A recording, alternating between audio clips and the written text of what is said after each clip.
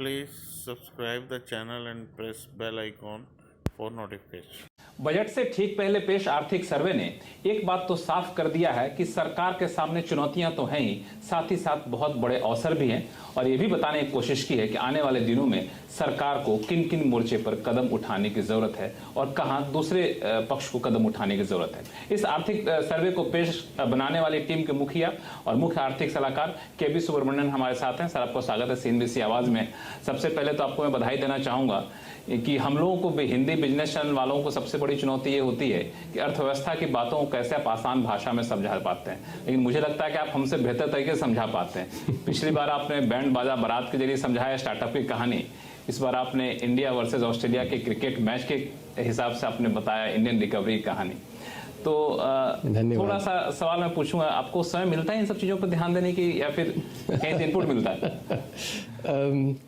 Cricket का तो मैं शौकीन हूँ। अच्छा, तो फिल्मों को भी शौकीन है मुझे लगता है। हाँ, फिल्मों का भी शौकीन हूँ, लेकिन क्रिकेट तो अब ये जो ऑस्ट्रेलिया सीरीज इतनी अच्छी थी कि सर्वे पे काम करते करते भी मैं देख रहा था। नहीं, मुझे बड़ा आश्चर्य लगा कि 3 इडियट तो हमने भी देखा, कई बार देखा, लेकिन 3 इडियट का एक दूसरा पक्ष जो आपने निकाल कर लाया कि हेल्थ सेक्टर में कितनी ज्यादा इन्वेस्टमेंट की जरूरत है और कितना ज्यादा खर्च होता है, आपने बहुत अच्छा उसमें से ये तो टीम को भी एक्चुअली बहुत बधाई दी जानी चाहिए, क्योंकि जो टीम है वो भी काफ़ी मेहनत करती है ऐसे उदाहरण लाने के लिए, ताकि एक अच्छी तरह से समझाया जाए। क्योंकि मेरा ये मानना है कि आर्थिक शास्त्र जो है हम सबको हर एक सामान्य व्यक्ति के लिए भी बहुत ही अहम है। भले जाने अनजाने में उनको प्रभावित करता है। हाँ, किसी तरह तो प्रभावित करता ही है। तो इसीलिए यदि इन जो मुद्दे हैं इनको एक सरल भाषा में बताया जाए, और उदाहरण जो है एक बहुत ही एक अच्छा उपाय है सरल भाषा में बताने के लिए। और ऐसा एक उदाहरण जो जैसे 3 इडियट्स की मूवी है, क्योंकि सबने देखी है और वो वाली सीन को देखे सबने आनंद उठाया है, तो एक आसानी से एक्चुअली वो जो आइडिया है वो बैठ जाता है। बिल्कुल, मैं चूंकि 3 इडियट की बात आपने की तो वहीं से शुरुआत करूंगा। आपने उसके जरिए बताया कैसे एक आम परिवार, गरीब परिवार का हेल्थ पे खर्च बहुत ज्यादा होता है, इतना ज्यादा होता है कि बाकी चीजों पे खर्च नहीं कर पाता है, पढ़ाई पे खर्च नहीं कर पाता है, वैल्यू लाइफ पे खर्च नहीं कर पाता है। तो आपको लगता है कि आज की तारीख में हम लोगों ने प्रधानमंत्री की तरफ से कई योजनाएं चली, आयुष्मान भारत हुआ, प्रधानमंत्री आरोग्य योजना चली, इसके बावजूद भी अभी बहुत ज्यादा गैप है, कुछ करने की जरूरत है। तो एक जो मुद्दा हमने बताया है कि यदि भारत की जो हेल्थ केयर पे जो खर्च है, और इसमें ध्यान देने योग्य ये है कि हेल्थ जो है एक please subscribe the channel and press bell icon for notification. State subject है, राज्यों का विषय है, तो राज्यों के लिए ये बहुत महत्व रखता है। यदि आप राज्य और जो केंद्र सरकार है दोनों को मिला के देखें तो हमारी जो हेल्थ केयर की स्पेंडिंग है वो करीब 1% है जीडीपी के अनुपात में। इसको यदि 2.5% तक बढ़ाया जाए तो जो अपने निजी जेब से जो लोग खर्च करते हैं, इस संदर्भ में राजू के परिवार का एक्चुअली उदाहरण लिया गया, तो उससे जो 100 में से 60 रुपया जो अपना निजी जेब से आता है वो कम होके करीब 30 रुपया हो सकता है। तो और इसमें जो हमने जैसे कॉन्फ्रेंस में भी दिखाया था कि शुरू में जो आपकी स्पेंडिंग जब कम होती है उसमें आप थोड़ा भी यदि उसमें वृद्धि कर दें तो जो उसका जो लाभ है परिवारों को, साधारण परिवारों को बहुत मिलता है। 2.5 जो हेल्थ सेक्टर पे स्पेंडिंग की बात आप कर रहे हैं वो कितने टाइम फ्रेम में देख रहे हैं? 4 साल 5 साल में, इमीडिएट अगले 1-2 साल में? एक तो जैसे हमने ये भी दिखाया है कि जो आयुष्मान भारत का प्रधानमंत्री जन आरोग्य योजना जो है उससे काफ़ी लाभ आ रहा है। तो उसको और उसमें मजबूत और करना है, उसमें और जोर दिया जाना चाहिए। दूसरा, ये जल्दी से जल्दी हो ये अच्छी बात है। इस साल तो ज़रूर अभी जो महामारी चल रही है उसके वैक्सीनेशन के लिए जो भी प्रबंध किए जाने चाहिए उसके लिए जो जितने भी जो राशि है उसको एलोकेट किया जाना चाहिए। लेकिन उसके आगे चलते जब इस साल मेरा अनुमान है कि, और ईश्वर करे ऐसा ही हो, कि महामारी में जो है वो ख़त्म हो जाएगी इस साल, तो आगे चल के जो बाकी जो हमारे हेल्थ केयर के मुद्दे हैं, जैसे नॉन कम्युनिकेबल डिजीजेस हैं, उन पे हमें ध्यान देना चाहिए। तो इसलिए 2.5% तक वृद्धि जितनी जल्दी से जल्दी होगी उतना लाभ लोगों को आएगा। क्योंकि सरकार के पास जिस तरीके से कोरोना के काल में हमने देखा कि आमदनी में थोड़ी सी कटौती आई, सरकारी खजाने पे एक दबाव बना हुआ है। ऐसे में कई जगह से चर्चाएं ये हो रही हैं कि सरकार को जो अभी हेल्थ सेस 1% है उसको क्या बढ़ाने की गुंजाइश दिख रही है, या फिर कुछ इस तरीके से राजस्व जुटाने के लिए कुछ अलग कदम उठाने चाहिए ताकि खर्च बढ़ा सके।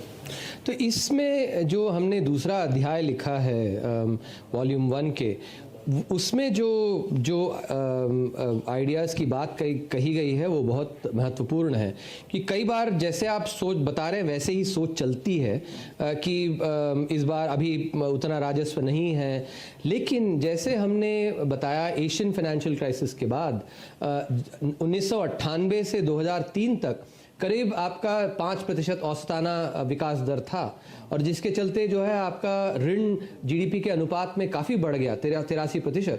तो ऐसा ही समय था, लेकिन तब भी जो है सरकार ने ऋण लिया और उसके चलते और इंफ्रास्ट्रक्चर की स्पेंडिंग की, और उसके करने से जब ग्रोथ बढ़ा तो अब जीडीपी के अनुपात में ऋण घट गया। तो वही सोच दोबारा हमें रखनी है कि जब भी जब रिसेशन होता है या स्लो डाउन होती है, उस समय में सरकार को खर्च और करना चाहिए, क्योंकि वो खर्च करने के लिए पैसे कहाँ से आएंगे, सबसे बड़ा चैलेंज। तो वही तो ऋण से आते हैं, ऋण से आते कोई हैं। नए टैक्स के फेवर में आप नहीं है। तो ऐसे समय में जो है हम ये बता रहे हैं कि यदि आप ऋण लें और उससे आप एक्चुअली उससे निवेश करें और इंफ्रास्ट्रक्चर में करें, तो उससे जो ग्रोथ आती है, ऋण अपनी भरपाई खुद करता है 2-3 सालों में, क्योंकि उससे जो है ग्रोथ आती है, ग्रोथ आने से आपके टैक्स रेवेन्यूज बढ़ते हैं, और इसीलिए अपनी भरपाई एक लॉन्ग टर्म प्लानिंग का हिस्सा हो सकता है, होना चाहिए। क्योंकि आपने ग्रोथ की बात की, तो इकोनॉमिक सर्वे को लोग हमेशा एक चश्मे से देखते हैं कि अगले कारोबारी साल के लिए क्या ग्रोथ का अनुमान दिया जाता है। आपने 11% का अनुमान दिया, और आपने यहाँ पे इंडिया वर्सेस ऑस्ट्रेलिया के मैच का भी जिक्र किया और कहा कि वी शेप रिकवरी ऐसे ही आएगी।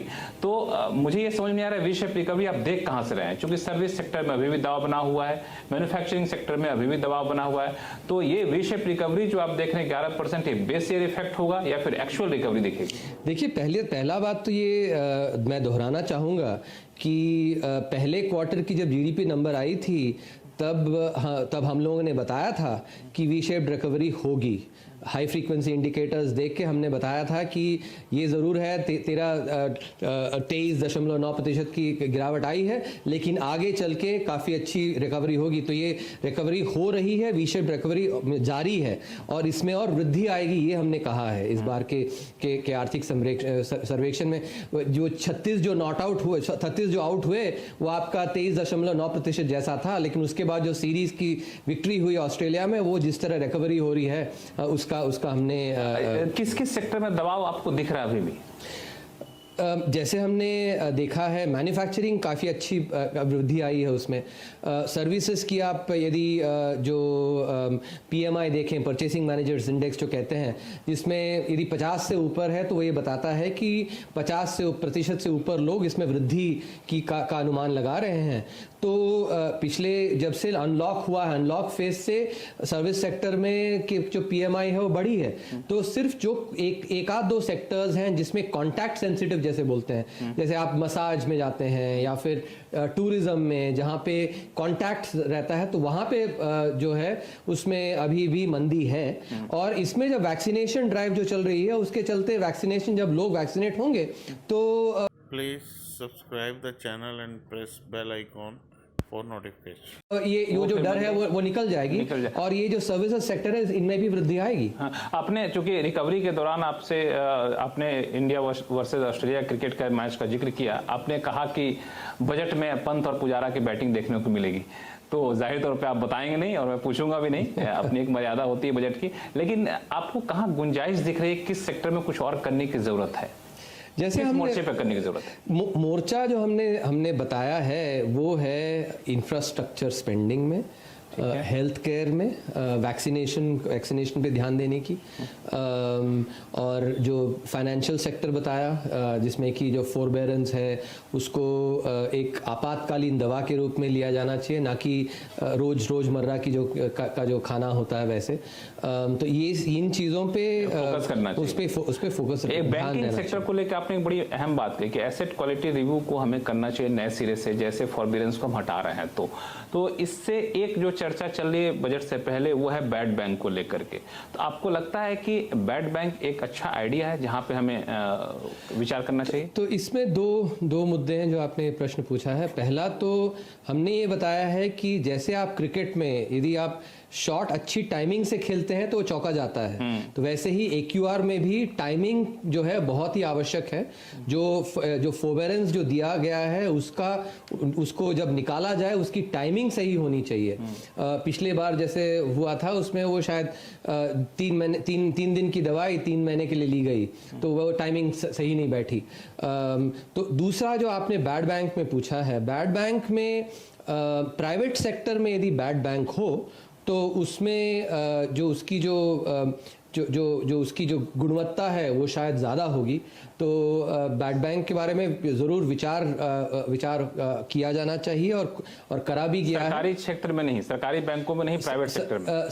बैड बैंक प्राइवेट सेक्टर में हो तो उसमें जो निर्णय लेने पड़ते हैं, क्योंकि आपकी जब एक नहीं, बैड बैंक सरकारी बैंकों के लिए, एक NPA के लिए नहीं, ये बैड बैंक सब बैंकों के लिए ही। हाँ। लेकिन बैड बैंक की जब जिस तरह आप डिजाइन करते हैं उसकी ऑटोनॉमी, उसकी जो डिजाइन है वो प्राइवेट सेक्टर में हो तो उसकी एक्चुअली जो गुणवत्ता है वो ज्यादा बेहतर होगी। हाँ। बैड बैंक तो सारे बैंकों के लिए ही होना चाहिए, लेकिन मैं उसकी डिजाइन की बात करें। एक आखिरी सवाल, चूंकि वक्त आपके पास काफी कम है, वो ये कि आपने एक फिस्कल रूल में बदलाव करने की बात की है, इसके पीछे क्या वजह, क्यों आप चाहते हैं कि बदलाव करने की जरूरत? जैसे मैं पहले बता रहा था आपको कि किसी भी अर्थव्यवस्था में उतार चढ़ाव होते हैं। जब इकोनॉमी अच्छी कर रही है तो उतार आता है, और जब उस चढ़ाव आती है उसके बाद फिर जब रिसेशन है तो उतार आता है। जब फिस्कल पॉलिसी काउंटर सिक्लिकल होता है, यानी कि जब इकोनॉमी अच्छी कर रही है, निजी क्षेत्र अच्छा कर रहा है, तब सरकार जो है पीछे हट जाए, उतनी ही सरकार को ज़्यादा खर्च करने की ज़रूरत नहीं होती है। लेकिन जब इकोनॉमी में मंदी आती है, जब उतार आता है, तब सरकार को आगे बढ़ के और एक्चुअली उसमें खर्च करना चाहिए। तो जब ऐसा होता है तो ये जो उतार चढ़ाव की जो तीव्रता है वो तीव्रता कम होती है। जबकि मान लीजिए आप उतार में और खर्च कम कर दें क्योंकि धनराशि नहीं है बोल के, और जब चढ़ाव हो रही है तब और खर्च करें, तो वो जो तीव्रता है और बढ़ जाती है। तो तीव्रता को कम करना चाहिए, इसीलिए काउंटर सिक्लिकल फिस्कल पॉलिसी जो है बहुत ही महत्व रखता है। तो जो उस दूसरे अध्याय में काउंटर सिक्लिकल फिस्कल पॉलिसी के बारे में कहा गया है, और फिस्कल रूल्स को हमें ऐसे बनाना चाहिए ताकि काउंटर सिक्लिकल फिस्कल पॉलिसी हो सके, उसका अमल किया जा सके। और चलते चलते संक्षिप्त में बताएं कि रेटिंग एजेंसी ने के बारे में आपने कहा कि जो जमीनी हकीकत है वो रेटिंग एजेंसियां नहीं बता पा रही हैं, तो आप क्या बजट के बाद फिर से आप उनसे कहें कि आप अपनी रेटिंग को रिव्यू करें, या फिर आपके हिसाब से इंडिया की रेटिंग क्या होनी चाहिए? ये तो हमारे इसमें काफ़ी इंटरनेशनल एजेंसीज के साथ वार्तालाप चलता रहता है, तो ये चलता ही रहेगा। हमने ये बताया है कि जो मूल जो हमारे अर्थशास्त्र के अर्थव्यवस्था के जो आंकड़े हैं उनको यदि देखा जाए तो हमारी सॉवरेन रेटिंग जो है उन आंकड़ों को उनको दर्शा नहीं रही है। तो उसमें काफ़ी स्कोप है कि हमारे जो मूल आंकड़े हैं उनका जो चित्र है वो सॉवरेन रेटिंग में आए। आपका बहुत बहुत शुक्रिया CNBC आवाज से बात करने के लिए। तो चलिए फिलहाल वक्त है छोटे से ब्रेक का। ब्रेक के बाद बात करेंगे principal economic adviser Sanjeev Sanyal ji से।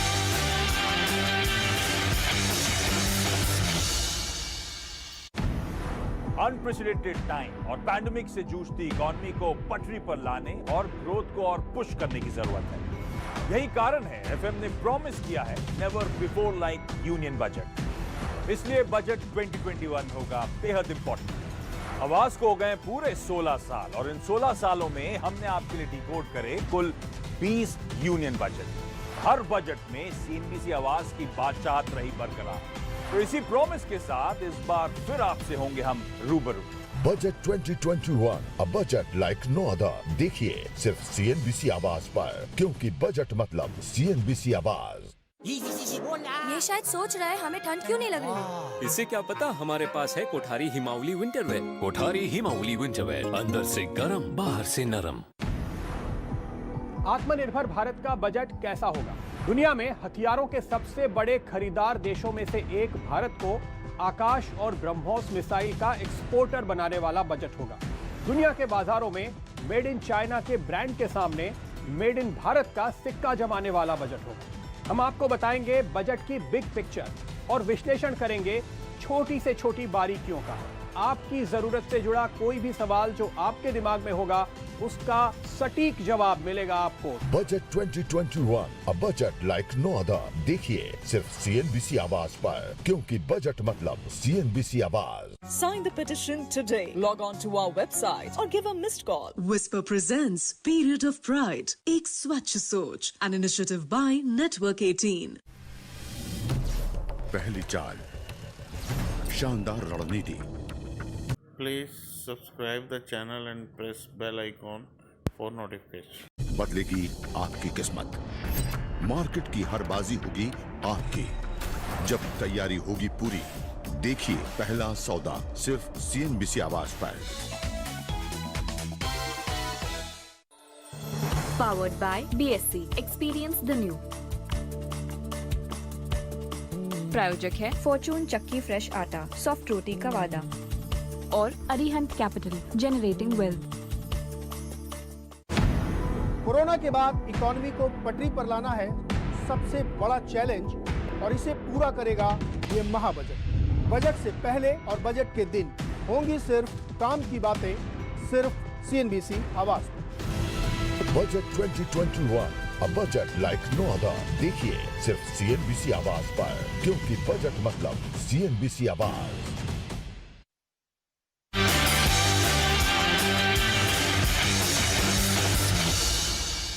वेलकम बैक इन CNBC आवाज। मैं हूं आलोक प्रियदर्शी और हमारे साथ हैं principal economic adviser Sanjeev Sanyal. Economic survey पर बातचीत को आगे बढ़ाते हैं। बी शेप रिकवरी की बात की गई है इकोनॉमिक सर्वे में, और कहा गया है कि नेक्स्ट ईयर जो ग्रोथ रेट है वो 11% होगा। किस सेक्टर से आप इस ग्रोथ को आता हुआ देख रहे हैं, यानी और साथ ही सरकार को किस सेक्टर पे ज़्यादा फोकस करने की जरूरत है ताकि ये ग्रोथ आए जिस तरह से आप लोगों ने एक्सपेक्टेशन किया है? हाँ, ये सही है कि अभी हमारी ही नहीं, अभी IMF की भी जो फोरकास्ट आए हुए हैं वो कह रहे हैं कि 11.5% का उनका ग्रोथ होगा, GDP ग्रोथ अगले आने वाले साल में। हमारा भी ऐसा ही जो हमारे एक्सपेक्टेशंस है उसी बॉल पार्क में है। मतलब हमने 11% का नंबर दिया है, लेकिन ये भी कहा है कि उससे ज़्यादा होनी हमारा एक्सपेक्टेशन है कि उससे ज़्यादा ही होगा।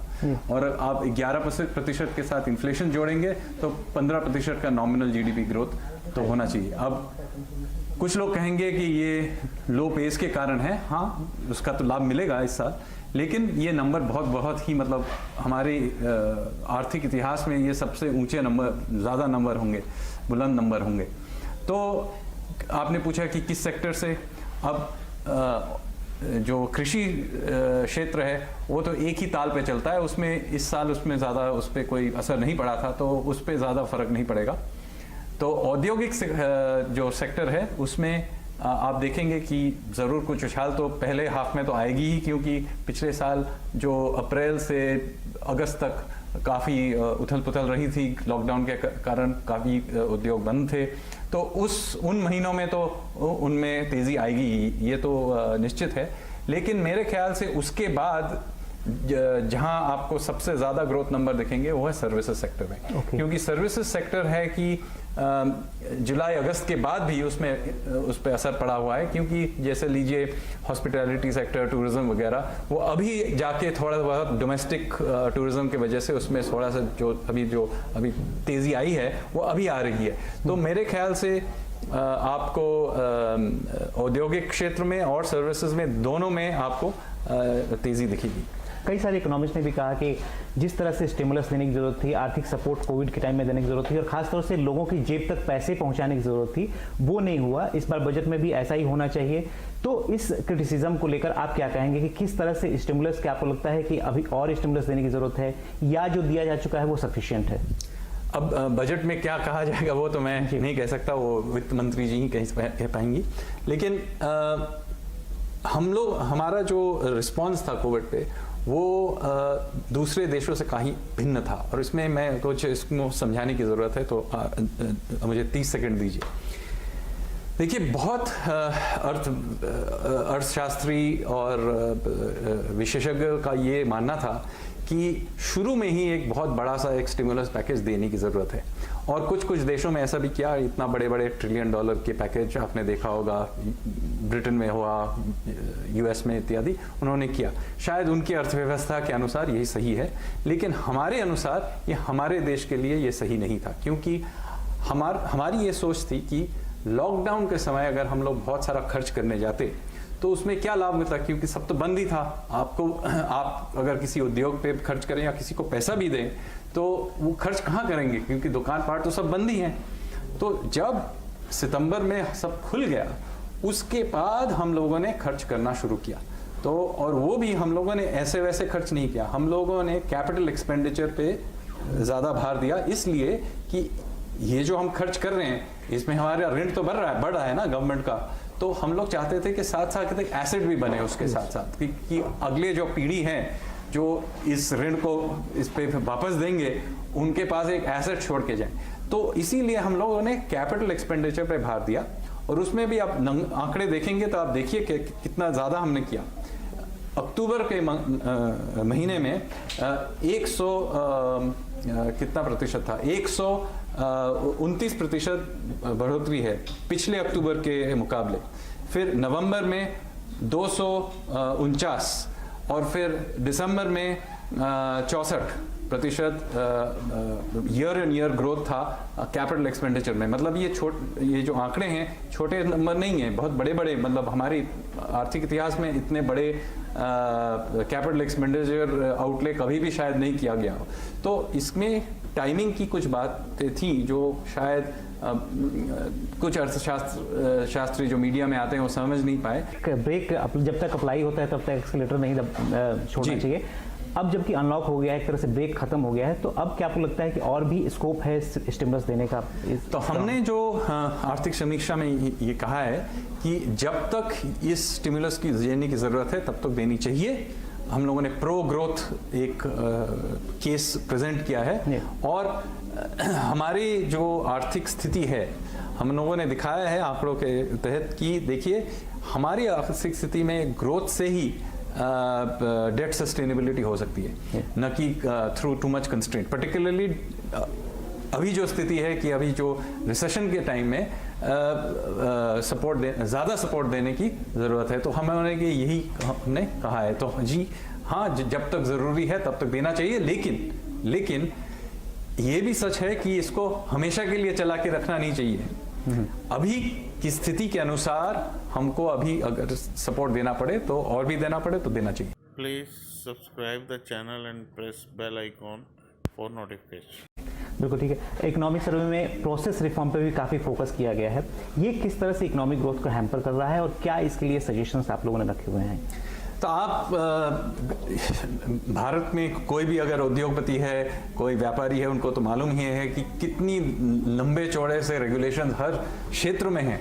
तो हम लोगों ने ये दिखाया है इस समीक्षा में कि एक रूटीन सा काम, जैसे एक कंपनी को बंद करना है जिसमें कोई केस वगैरह कुछ नहीं है, हाँ, उसको 1570 दिन लगते हैं बंद करने में। ये रूटीन सा काम है, कंपनी खड़ा किया जाता है, उनको बंद भी किया जाता है। तो एक मामूली सी काम में अगर आपको 1570 दिन लगते हैं, जबकि दूसरे देशों में इस मतलब जैसे आप सिंगापुर में ले 6 से 12 महीने में बंद हो जाता है, या यूके में लीजिए आप 2 साल मैक्सिमम 15 महीने में तो ज़्यादातर बंद हो जाते हैं, और हमको 4.5 साल लगते हैं इस काम को करने में। तो हम ये कह रहे हैं कि अगर हम उद्योग में फ्लेक्सिबिलिटी लाना चाहते हैं, अगर हम प्राइवेट इन्वेस्टमेंट लाना चाहते हैं, तो ये जो रेगुलेशन का जो ये जाल बिछा हुआ है इसको घटाना पड़ेगा। एक और रिफॉर्म की बात काफ़ी मुद्दे में है, फार्म रिफॉर्म। इकोनॉमिक सर्वे में फार्म रिफॉर्म्स के फायदे बताए गए हैं। कहा गया है कि it's not melody, it's remedy. किस तरह से रेमेडी है और क्या वजह है कि जो फार्मर्स हैं उस चीज़ को नहीं समझ पा रहे हैं, और क्या और सरकार को इसमें और जाके लोगों को समझाने की ज़रूरत है, और किस तरह से ये फार्म बिल इकोनॉमिक ग्रोथ में, खासतौर से एग्रीकल्चर सेक्टर ग्रोथ में टर्न अराउंड पैदा? तो इसमें अभी राजनीतिक बहस में मैं नहीं घुसना चाहता, तो मैं सिर्फ अर्थनीतिक दृष्टिकोण से आपको समझाऊंगा। देखिए, ये जो हम लोगों ने कानून को बदला है उसका क्या है कि पहले किसान को एक गवर्नमेंट के मंडी में ही जाके बेचना था। हम कह रहे हैं कि कहीं भी बेचिए, अगर आप अभी भी सरकारी मंडी में बेचना चाहते हैं तो बेच सकते हैं, ऐसा कोई रोक नहीं है, लेकिन ये है कि आप दूसरे जगह भी बेच सकते हैं। ये जो मुद्दा है ये आज का मुद्दा नहीं है। हमने समीक्षा में लिखा हुआ है कि पिछले 20 साल में प्राय हर एक अर्थशास्त्री, किसी का भी नाम ले लीजिए, हर एक अर्थशास्त्री ने यही एक रिकमेंडेशन दिया था कि इसको हटा देना चाहिए, क्योंकि ये कृषि क्षेत्र में ये बहुत एक बड़ा मुद्दा है। इसलिए कि जब तक किसान अपने सामान को और अपने उपज को अपने तरीके से नहीं बेच पाएगा, तब तक इस कृषि क्षेत्र में कभी इनोवेशन आएगा ही नहीं, इन्वेस्टमेंट आएगा ही नहीं। तो हम यही कहना चाहते हैं कि इस क्षेत्र को खोल देना चाहिए। जैसे हम लोगों ने 1991 में औद्योगिक क्षेत्र को खोल दिया था, उसमें औद्योगिक क्षेत्र को लाभ ही तो हुआ, तो उसी तरीके से कृषि क्षेत्र को भी खोल देना चाहिए। और ये मुद्दा प्राय 2 दशकों से हर समीक्षा में कितने सारे कमेटी ने इस पे बहस की है, इस पे तर्क हुआ है, मतलब हजारों पेपर्स होंगे इस पे। और ये कहना कि ये कंसल्टेशन के बिना हुआ है, और गारंटेड एमएसपी, एमएसपी की गारंटी की जो बात हो रही है, देखिए एमएसपी तक है, लेकिन ये गारंटी करना या नहीं करना, ये हम लोग तो एमएसपी दे रहे हैं, कोई नहीं कह रहा है कि नहीं दिया जा रहा है, लेकिन इसको ये भी देखना पड़ेगा कि ये कुछ ही राज्यों में इसका, ज्यादातर ये कुछ ही राज्यों में लागू है। ये अगर समान ताल पे पूरे देश में करेंगे तो फिर ये दूसरे तरीके से पूरा सिस्टम ही जो आज का है तो फिर बदल देना पड़ेगा। तो जो ये मांगते हैं उनको ये भी फिर मान लेना पड़ेगा कि हम एमएसपी पूरी दूसरे तरीके से करेंगे और इसमें दूसरे राज्यों का ज्यादा इसमें भार रहेगा। Please subscribe the channel and press bell icon for notification.